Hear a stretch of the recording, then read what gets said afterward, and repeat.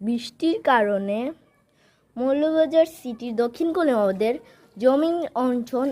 জমিন অঞ্চল এবং নদীর একটা তীর একটা গাঙ্গের সাইডের দিকে পুরো পানির টুইটুম্বুর হয়ে গেছে।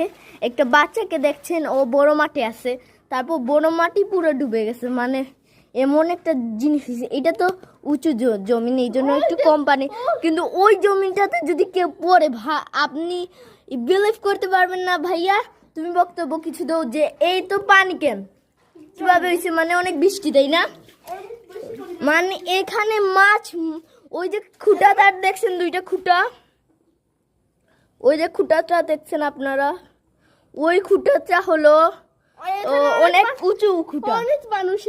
অনেক মানুষ দোষরও করেছে।